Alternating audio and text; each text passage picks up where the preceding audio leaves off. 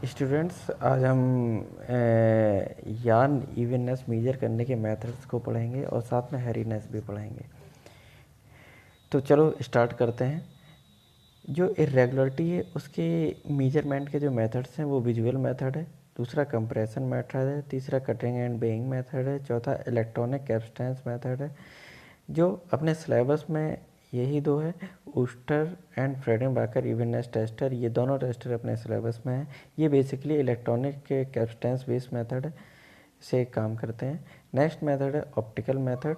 Last one is the यान fault classification. ऊस्टर क्लासीमेट, ऊस्टर optical, कैप्स्टेंस base है। ये जो क्लासीमेट है बेसिकल ऑप्टिकल भी हो सकता है, कैप्स्टेंस बेस भी हो सकता है। अब हम चलते हैं, ये हमारा सिर्फ सिलेबस में इलेक्ट्रॉनिक कैप्स्टेंस मेथड है, लेकिन हम ब्रीफ में अभी इसी स्लाइड में आपको इंट्रोडक्शन दे देते हैं विजुअल मेथड में किस तरीके से यूज किया जाता है।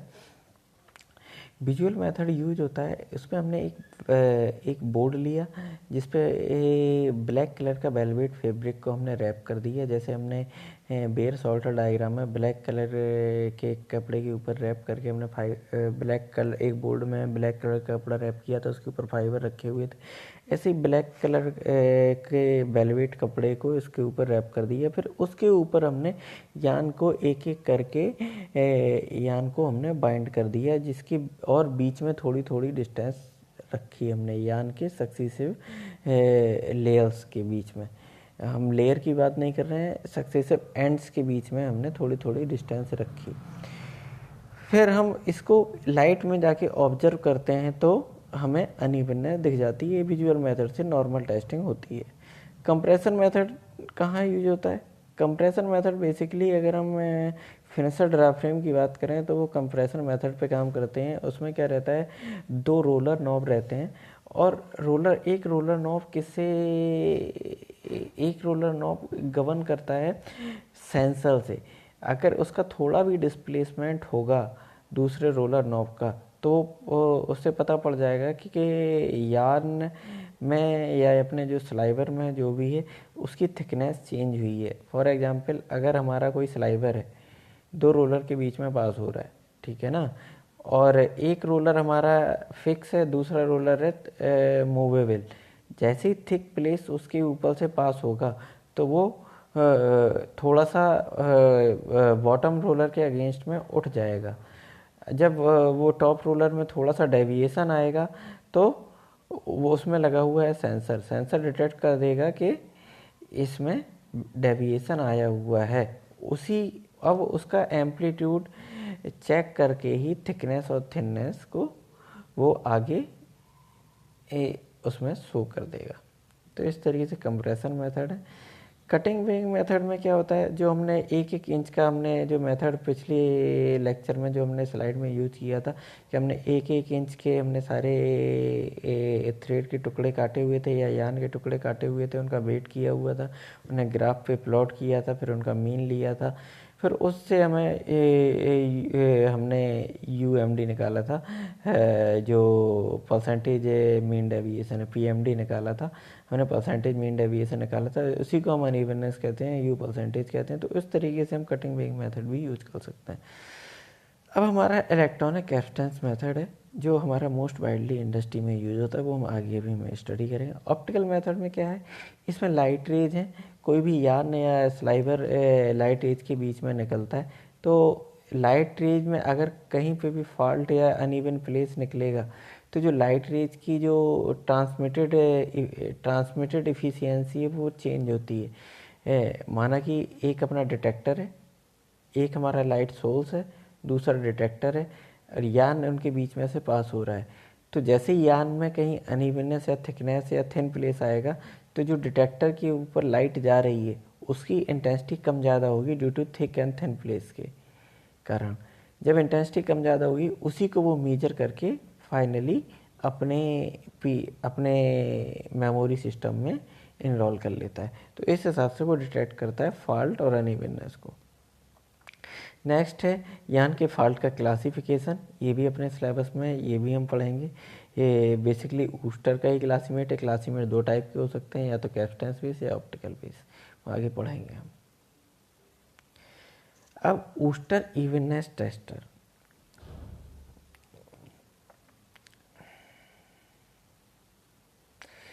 ये इनडायरेक्ट मेथड है, इसमें मास पर यूनिट लेंथ की चेंज को ये मेजर करता है इनडायरेक्टली मास पर यूनिट लेंथ की मेजरमेंट को चेक करेगा। कैसे करेगा वो हम बताते हैं।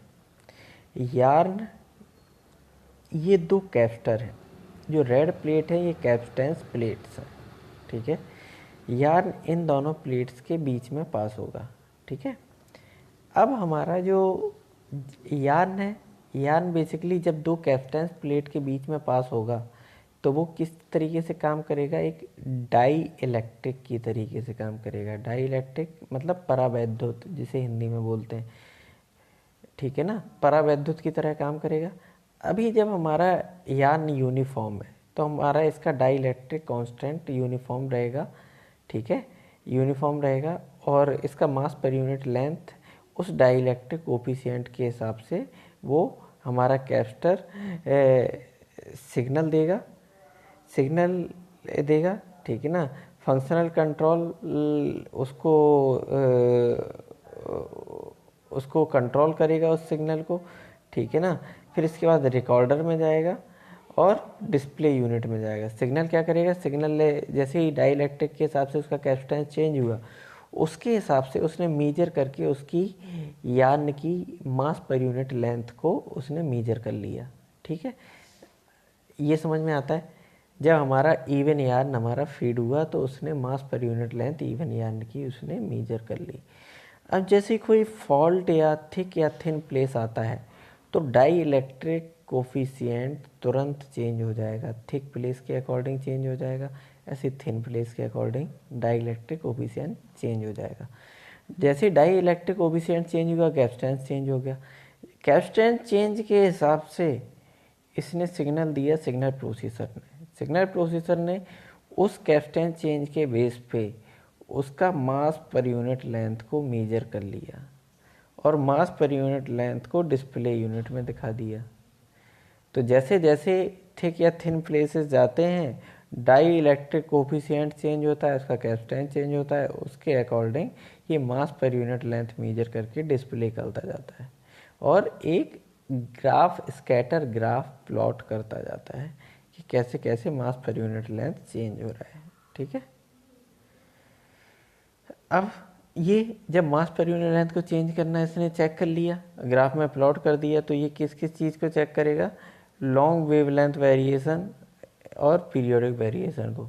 ये कंटिन्यूसली चेक कर रहा है थिक एंड थिन प्लेसेस जहाँ पे निकल रहे हैं। तो अगर हमारे पीरियोडिक वेरिएशंस भी होंगे तो उसको भी चेक कर लेगा, जहाँ पे लॉन्ग वेवलेंथ होगी वहाँ पे उसे भी चेक करेगा। तो इस तरीके से ये चेक कर लेता है। ये थिक और थिन प्लेसेस को भी चेक करता है और बेसिकली जो वैल्यू रिप्रेजेंट होती हैं वो कितने टाइप में रिप्रेजेंट करता है, 50%। मतलब अगर डायमीटर में अगर 50% इंक्रीज हुई है, ठीक है ना, 50% इंक्रीज हुई है, 150% इंक्रीज हुई है, तो इस तरीके से 100+ रेंज, 70% रेंज, 50% रेंज, 35% रेंज। मतलब अगर नॉर्मल डायमीटर से 50% इंक्रीज है और 70% इंक्रीज है, 35% इंक्रीज है, ये सारी इंक्रीज जितने भी टाइप की हैं वो थिक प्लेसेस की इंक्रीज दे देता है, ठीक है ना।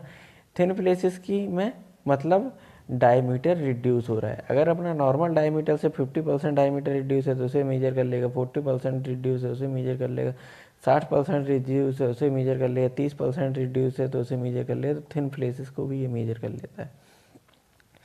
नेप्स क्या होता है, नेप्स होता है अगर हमारा डायमीटर 200% से बड़ा है, अगर हमारा ओरिजिनल डायमीटर है उसका 200% उससे बड़ा डायमीटर है। फॉर एग्जांपल अगर हमारा 0.1 mm डायमीटर है और हमारा कोई ऐसा प्लेस आता है जहाँ थिकनेस 0.3 mm की होती है तो 200% इंक्रीज है और उसकी लंबाई 1 mm से बड़ी है तो उसे हम क्या कहेंगे, नैप। नैप को डिफाइन कैसे करेंगे, नॉर्मल यान के डायमीटर से 200% मोटा और 1 mm लंबा, तो उसे हम नैप कहते हैं। तो ये जितने भी नैप्स हैं 200% इंक्रीज वाले नैप हैं और 1 mm लेंथ से बड़े नैप हैं, उनको सारे को वो शो कर देता है। उनकी रेंज क्या है, 140% वाला भी देगा, 200% वाला भी देगा, 280 वाला भी देगा, 400 वाला भी देगा। रेफरेंस लेंथ 1 mm लेता है ये, ठीक है। अब हम क्या करेंगे, ये क्या क्या चीज़ें, ये मीन वैल्यू के चेंज को भी रिप्रेजेंट कर देता है।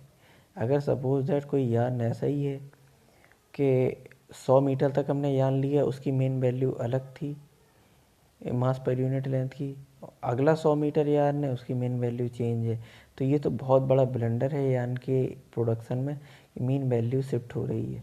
तो इस चेंज को भी ये असेस करके अलार्म दे देता है, ठीक है। तो इस तरीके से ये बूस्टर काम करता है। बूस्टर समझ में आ गया। हाँ, एक चीज़ जो है वो स्कैटर भी देता है। स्कैटर मतलब जहाँ पे भी पीरियोडिक फॉल्ट है उसका एम्पलीट्यूड कितना है और कितने बार वो ऑकर किया, उसके हिसाब से ये स्कैटरिंग भी करता है पीरियोडिक फॉल्ट्स की, ठीक है ना।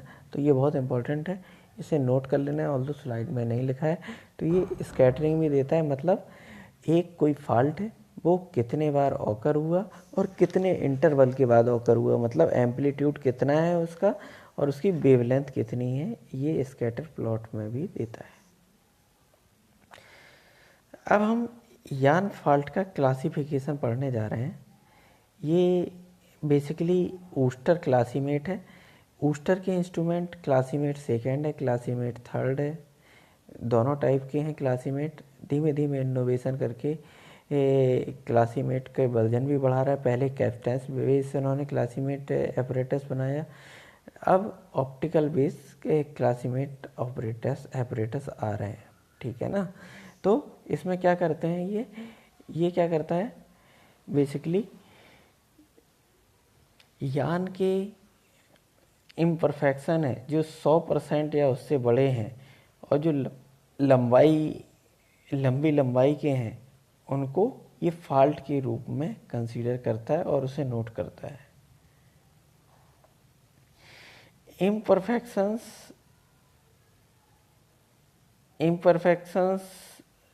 बहुत जल्दी आते हैं लेकिन फॉल्ट धीमे धीमे आते हैं। इम्परफेक्शन क्या है, जो 100% से बड़ा है मास का तो वो इम्परफेक्शन है, लॉन्गर लेंथ में है तो वो फॉल्ट में आ जाएगा। फॉर एग्जांपल अगर हमारा यही एक छोटा सा 100% थिकनेस वाला मास निकला यार्न में, तो वो इम्परफेक्शन है। अगर उसकी लंबाई 0.1 mm है या 1 mm है तो वो इम्परफेक्शन है। यही अगर जो मास है 100 mm प्लस का, यही 2 मीटर में हो जाए, 3 मीटर में हो जाए, तो ये फॉल्ट के रूप में आ जाता है, तो इसे हम फॉल्ट कहेंगे। तो फॉल्ट और इम्परफेक्शन का डिफरेंस आई थिंक क्लियर है। अब इम्परफेक्शंस तो यार्न में हो सकते हैं, ठीक है ना, क्योंकि यार्न हमारा स्टेपल यार्न है, इम्परफेक्शन आ सकते हैं, लेकिन फॉल्ट नहीं आने चाहिए। जो लंबी लेंथ के हैं वो फॉल्ट नहीं आने चाहिए। अब जो फॉल्ट है, अगर हमारा लंबी लेंथ का यार्न है, फॉल्ट के रूप में जो आ रहा है, वो हमारा यार्न फैब्रिक में मोस्ट प्रोमिनेंटली अपीयर होगा और फैब्रिक के अपीयरेंस को इम्पैक्ट करेगा और यार्न के परफॉर्मेंस को भी इम्पैक्ट करेगा। फॉर एग्जांपल अगर 50% मास है यार्न में, 50% मास है और वो यार्न का डायमीटर 50% हो गया या मास 50% रिड्यूस हो गया और ये 3 मीटर में है, तो यार्न तो की स्ट्रेंथ तो वीक हो जाएगी। यार्न की स्ट्रेंथ वीक हो जाएगी तो ब्रेकेज होने के चांस है, तो यार्न का परफॉर्मेंस भी खराब होगा। जो क्लासीमेट सिस्टम है वो क्या करता है, यार्न के जो फॉल्ट हैं उनको डिफरेंट ग्रुप में डिवाइड कर देता है और ऐसे ग्रुप में डिवाइड करता है कि वो यूजर के फ्रेंडली हों। यूजर अपने हिसाब से उस ग्रुप को, अगर उसे रिमूव करना है तो रिमूव करेगा, अगर उसे एज इट इज़ यार्न में छोड़ना है तो उसे छोड़ सकता है। तो क्लासीमेट सिस्टम बेसिकली फॉल्ट को कैटेगराइज कर देता है डिफरेंट ग्रुप्स में। एक ऑब्जेक्शनेबल ग्रुप है, एक ऑब्जेक्शनेबल फॉल्ट ग्रुप है, दूसरा नॉर्मल फॉल्ट ग्रुप है। ऑब्जेक्शनल फॉल्ट ग्रुप तो उसे क्लियर करना ही करना होता है। नॉर्मल फॉल्ट ग्रुप यूज़र के पास ऑप्शन रहता है कि वो क्लियर करे। अगर उसे वो क्लियर करना चाहता है तो वो कर सकता है, नहीं करना चाहता है तो नहीं भी कर सकता है। तो बेसिकली जो ऑब्जेक्शनेबल फॉल्ट्स हैं वो क्लियर करने ही करने हैं उस मैन्युफैक्चरर को, ठीक है ना। तो अब क्लासीमेट जो ऊस्टर क्लासीमेट है वो क्या कहता है, फॉल्ट को उसने 23 कैटेगरी में डिवाइड कर दिया है। हमने एक यार्न लिया, उसको 23 कैटेगरी में उसने डिवाइड कर दिया। अब ये सिस्टम कैसे काम करेगा हम इस पे आते हैं। हमने जो नॉर्मली कैप्स्टेंस बेस हमने ऊस्टर इवननेस टेस्टर पढ़ा है, ये भी वैसे ही काम करता है। इसमें कंटिन्यूअस यार्न निकलता जाता है और ऊपर बोबन पे बाइंड होता जाता है। यार्न अनबाइंड होके वो कैप्स्टेंस बेस ऑफ सेंसर में जा रहा है। कैसे में जा रहा है, इस कैप्स्टेंस बेस ऑफ सेंसर में जा रहा है और ऊपर बाइंड हो रहा है, ठीक है। ऊपर बाइंड हो रहा है, कहाँ पे बाइंड हो रहा है, ऊपर इससे निकलने के बाद आगे बाइंड हो रहा है। नॉर्मली जो लेंथ है वो कंटिन्यूअसली हम चेक करते जाएंगे। क्लासीमेट में normally normal industry 4000 metre length या 4 किलोमीटर लेंथ, कई इंडस्ट्री ऐसी हैं जो 9 किलोमीटर लेंथ चेक करती हैं यार्न की for checking of the faults, और वो number of fault different category में मेजर करती हैं। क्या करती हैं, हम यार्न लेंगे, यार्न की या तो 4000 मीटर की लेंथ या 9000 मीटर की लेंथ, जो भी हमारे पास सूटेबल है। कम हमें यार्न वेस्ट करना है तो 4000 मीटर हम फिक्स कर लेते हैं। 4000 मीटर में कितने फॉल्ट हैं या 9000 मीटर में कितने फॉल्ट हैं, उसके बेस पे या कंपनियां मेजर करती हैं। कई कंपनियां ऐसी भी हैं जो पर 10,000 मीटर यार्न में भी चेक करती हैं।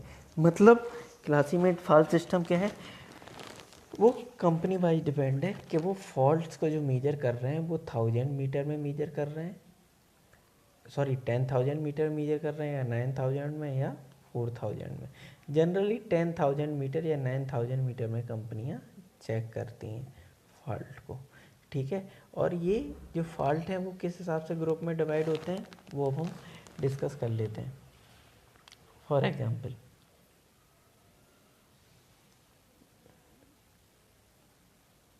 इन्होंने क्या है, यहाँ पे लेंथ दी है फॉल्ट की, जो मैक्सिमम लेंथ है इन्होंने 32 सेंटीमीटर तक लंबा फॉल्ट दिया है, ठीक है ना। उससे बड़ा भी हो सकता है, मतलब कितना भी बड़ा फॉल्ट है, 32 या 32 से बड़ा तक। तो हम फॉल्ट की लेंथ इन्होंने ओपन रखी है, वो कितना भी लंबा फॉल्ट हो सकता है। अब हम जैसे सपोज दैट हमने उस जो कैप्स्टेंस बाई बेस ऑफ सेंसर में हमने यार्न को फीड किया, जो हमने पीछे इवननेस टेस्टर में पढ़ा।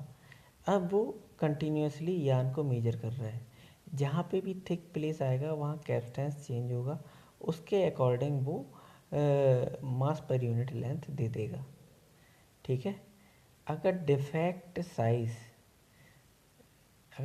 साइज हमारा 1 सेंटीमीटर लंबा है और जिसका डायमीटर या मास पर यूनिट लेंथ 100 से 150 के बीच में वेरी कर रही है, जिसे हम थिक प्लेस कहेंगे। थिक प्लेस हमारा 100% से लेके 120 के बीच में वेरी कर रहा है तो A1 फॉल्ट है। और यही अगर हमारी लेंथ 2 सेंटीमीटर लंबा है और 100 से और 150 के बीच में वेरी कर रहा है तो वो B1 कैटेगरी का फॉल्ट है। यही अगर हमारी लेंथ 4 सेंटीमीटर लंबी है और हमारी जो थिकनेस है वो 100 से 150 के बीच में वेरी कर रही है, इंक्रीज है, तो वो D1 कैटेगरी का फॉल्ट है, ठीक है। ऐसे ही अब अगर हमारी लंबाई 0.1 सेंटीमीटर से लेके 1 सेंटीमीटर के बीच में है और हमारे जो डायमीटर में इंक्रीज है वो 150% से लेके 250% तक है तो वो A2 कैटेगरी का है। और यही लेंथ अगर हमारा A2 कैटेगरी की लेंथ में अगर 1 सेंटीमीटर से 2 सेंटीमीटर के बीच में आ जाए तो वो B2 कैटेगरी में आ जाता है। तो ऐसे ही अगर हमारी लेंथ 4 सेंटीमीटर लंबा फॉल्ट है और उसका डायमीटर 150% से लेकर 250% के बीच में वेरी कर रहा है तो C2 कैटेगरी की फॉल्ट में आता है। और ऐसे ही अगर हमारा 8 सेंटीमीटर लंबा फॉल्ट है, अप टू 8 सेंटीमीटर, 4 से 8 के बीच में है, और उसका डायमीटर 150 से 250 है तो वो D2 कैटेगरी का फॉल्ट है। ऐसे ही 250 से 400 की कैटेगरी है, ऐसे ही प्लस 400 से ऊपर की कैटेगरी है। डायमीटर अगर हमारा 400% से ऊपर है तो वो कैटेगरी है A4, B4, C4 और D4। ठीक है। अब हम आते हैं, अगर हमारा फॉल्ट 8 सेंटीमीटर से बड़ा है तो उन्होंने एक नई कैटेगरी ले ली है। अगर हमारा डायमीटर 45% ही इंक्रीज कर रहा है, 45% इंक्रीज है डायमीटर में, और उसकी लंबाई 8 से लेके 32 सेंटीमीटर तक है, तो इसका मतलब क्या है, ये 8 से 32 इन्होंने क्यों लिया है ये 45%, क्योंकि यहाँ तो काउंट चेंज हो जाएगा। 8 सेंटीमीटर बड़ा है, बड़ी लेंथ है, 32 सेंटीमीटर बड़ी लेंथ है, बेसिकली 1 मीटर है, तो इन्हें कंसीडर करना ही करना है वो। तो 45% अगर इंक्रीज है तो F कैटेगरी का फॉल्ट है। G कैटेगरी का फॉल्ट क्या होगा, अगर हमारे फॉल्ट की लंबाई 32 सेंटीमीटर से बड़ी है और डायमीटर 45% से बड़ा है और 100% से छोटा है तो वो G कैटेगरी का फॉल्ट होगा। ठीक है। G कैटेगरी क्या कहती है, डायमीटर हमारा 45% से बड़ा है, 100% से छोटा है, उसकी लंबाई 32 से बड़ी है। E कैटेगरी क्या कहती है, अगर हमारा डायमीटर 100% से बड़ा है और लंबाई हमारी 8 सेंटीमीटर से बड़ी है तो सारा E कैटेगरी के फॉल्ट में आएगा। ऐसे ही अब हम चलते हैं थिन प्लेसेस में। अब पहले तो थिक प्लेसेस में ही देख लेते हैं। थिक प्लेसेस में जितने भी जो हमारी कैटेगरी हैं C3, D3, A4, B4, C4, D4, कौन कौन सी, C3, D3, A4, B4, C4, D4, ये सारे ऑब्जेक्शनेबल फॉल्ट्स हैं। इन्हें हमें कट करना ही करना है। और ये कट कहाँ होंगे, हमारे स्प्रिंग में तो बन गए, लेकिन ये ऑब्जेक्शनेबल फॉल्ट जब हमारी बाइंडिंग होगी, स्प्रिंग के बाद क्या होती है, बाइंडिंग ऑटो कोनर पे। ऑटो कोनर पे बाइंडिंग में हमें जो यार्न क्लियरर है उसकी सेटिंग ऐसी रखनी पड़ेगी कि जो C3 कैटेगरी और D3 कैटेगरी और A4, B4, C4, D4 category के फॉल्ट ये सारे कट जाएं। ठीक है, कट के रिमूव हो जाएं, क्योंकि ये फैब्रिक में अनइवन अपीयरेंस देते हैं। ठीक है।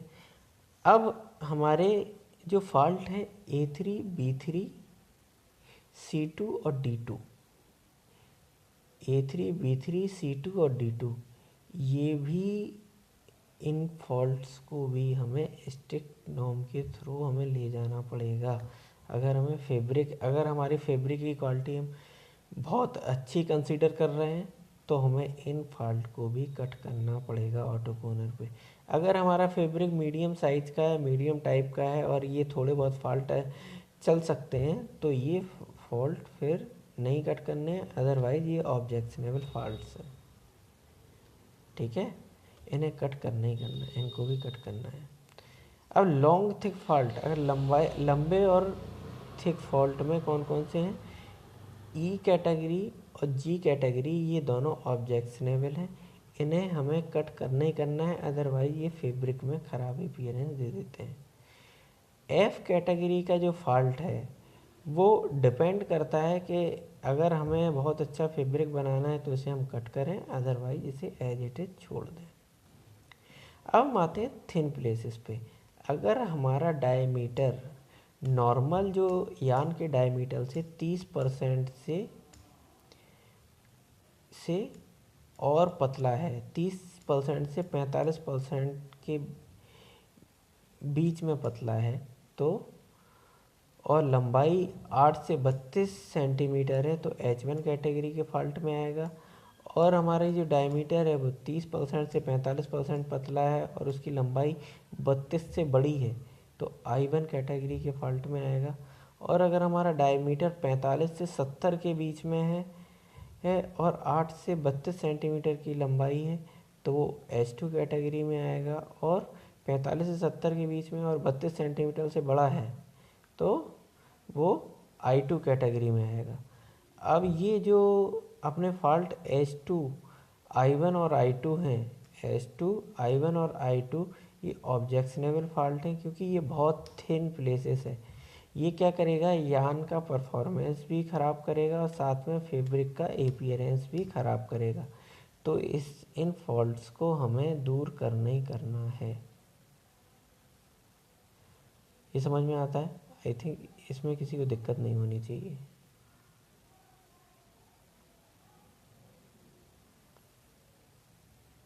ठीक है, बेसिकली डायमीटर और वो है। तो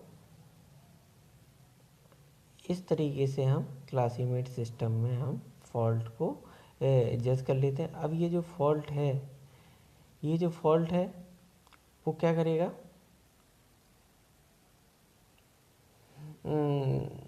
ये फैब्रिक में ऑब्जेक्शनेबल फॉल्ट्स हैं, वो फैब्रिक में डिफेक्ट तैयार करेंगे और इनको हमें कट करना है ऑटो कोनर पे। तो क्लासीमेट सिस्टम क्या करता है, हर कैटेगरी के A1 B1 C1 D1 इन सारी कैटेगरी के फॉल्ट को कलेक्ट करता है और फॉल्ट को डिस्प्ले कर देता है कि कितनी कैटेगरी के कितने टाइप के फॉल्ट हैं। अगर हमारे यान में A4 B4 C4 D4 category के फॉल्ट ज़्यादा हैं या ऑब्जेक्शनेबल टाइप के फॉल्ट ज़्यादा हैं तो हमारा यान की क्वालिटी हमारी ख़राब है। हमें यान में स्ट्रिक्ट स्टेप लेने की ज़रूरत है मैन्युफैक्चरिंग प्रोसेस में, क्योंकि यान आगे फैब्रिक को ख़राब करने वाला है। क्योंकि हम ऑटो कोनर पे ज़्यादातर फॉल्ट नहीं क्लियर कर सकते, कुछ फॉल्ट तो हम क्लियर कर सकते हैं, लेकिन सारे फॉल्ट अगर कंटिन्यूसली बार बार वो फॉल्ट आ रहे हैं उस कैटेगरी के तो कहीं ना कहीं हमारे मैन्युफैक्चरिंग प्रोसेस में फॉल्ट है, उसे हमें देखने की ज़रूरत है। तो ये क्लासीमेट सिस्टम हमें मैन्युफैक्चरिंग प्रोसेस को ऑप्टिमाइज करने में हेल्प करता है। आई थिंक ये क्लियर होगा। अब हम यार्न हैरीनेस पे जाते हैं। यार्न हैरीनेस क्या है, जो फाइबर यार्न सरफेस से प्रोट्रूडिंग है वो कहेंगे, वो क्या कहलाते हैं, हैरीनेस कहलाते हैं।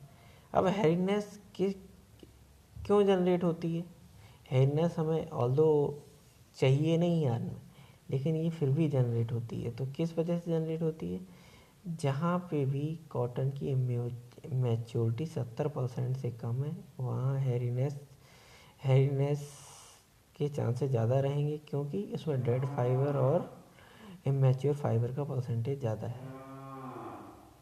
अगर हमारी माइक्रोनेरियर की रेंज है जो अगर हमारा जो माइक्रोनेरियर की रेंज है वो मोटी रेंज है तो भी हैरीनेस के चांसेस ज़्यादा रहेंगे। यूनिफॉर्मिटी रेशियो अगर हमारा कम है, जो 40 से 50% से कम है तो भी हमारे हैरीनेस के चांसेस ज़्यादा रहेंगे। अगर हमारी इम्प्रॉपर ड्राफ्टिंग है, प्रोसेस में क्या है, इम्प्रॉपर ड्राफ्टिंग है तो भी हमारे हैरीनेस के चांसेस ज़्यादा रहेंगे। और अगर हमारा स्पिनिंग ट्रायंगल रिंग फ्रेम में जो स्पिनिंग ट्रायंगल बनता है वो बड़ा है तो उसमें हैरीनेस के चांसेस ज़्यादा रहेंगे। अगला है क्या है, मशीन का मेंटेनेंस। अगर मशीन में ऐसे पार्ट हैं जो शार्प पार्ट हैं, उसके ऊपर से यान निकल रहा है, शार्प पार्ट क्या करते हैं, यान को एब्रेड करते हैं। यान को एब्रेड करेंगे उसके कारण हैरीनेस जनरेट होगी। हैरीनेस को मेजर किससे कर सकते हैं, सरले यान हैरीनेस टेस्टर है, ओस्टर इवननेस टेस्टर है और जेवगल हैरीनेस टेस्टर है। ऑल्दो हैरीनेस अपने सिलेबस में नहीं है, लेकिन अपने पर्पज के लिए आप लोग समझ सकते हैं। हम सिर्फ ओस्टर इवननेस टेस्टर को समझेंगे। ओस्टर इवननेस टेस्टर क्या है, बेसिकली दोनों काम करता है। इवननेस को भी, जो मॉडर्न इंस्ट्रूमेंट है ओस्टर के थर्ड वर्जन, इवननेस टेस्टर का थर्ड वर्जन के एबव वर्जन है, वो सारे वर्जन हैरीनेस को भी मेजर कर सकते हैं। और ये कैप्स्टेंस बेस ना होके ये क्या है, इंफ्रारेड लाइट बेस है। ये कैसे करते हैं, ये optical base of evenness testers है। इसमें इवननेस भी ऑप्टिकल माध्यम से मेजर की जाती है और हैरीनेस भी मेजर की जाती है। फॉर एग्जांपल जब यान निकलेगा उसका यान के थ्रू जो लाइट पास होगी वो इस पहली वाली उस पे जाएगी, तो उससे यान का मास हमारा पता पड़ जाएगा। अब अगर हमारा यान में हैरीनेस है तो लाइट को स्कैटर करेगा, जो स्कैटर्ड लाइट है वो रिसीवर के पास जाएगी। रिसीवर स्कैटर्ड लाइट को मेजर करके हैरीनेस को डिसाइड करता है, उसका स्पेक्ट्रोग्राम बनाता है, उसका कोफिशिएंट ऑफ वेरिएशन बनाता है, ठीक है ना। अब उसके हिसाब से ओवरऑल हैरीनेस यान की डिफाइन होती है। उसी हिसाब से हैरीनेस इंडेक्स निकाला जाता है। हैरीनेस इंडेक्स क्या होता है, 1 सेंटीमीटर लंबे यान में जो टोटल लेंथ ऑफ हेयर्स है वो उसका हैरीनेस इंडेक्स कहलाएगा। फॉर एग्जांपल अगर हमारे 1 सेंटीमीटर लंबा यान है, उसमें 10 हेयर हैं, उन 10 हेयर की टोटल लंबाई जितनी होगी वो उसका हैरीनेस इंडेक्स कहलाएगा। तो हैरीनेस इंडेक्स को ये दे देता है। तो ऊस्टर इवननेस टेस्टर आजकल दोनों फंक्शन कर रहे हैं, एक तो इवननेस को भी मेजर करते हैं, दूसरा हैरीनेस इंडेक्स भी मेजर करते हैं। तो जितनी कम हैरीनेस है उतना ही बेटर यान क्वालिटी है। थैंक्स। जो भी क्वेश्चन है आप हमसे पूछ सकते हैं या अपनी क्वेरी को हमें मेल कर सकते हैं।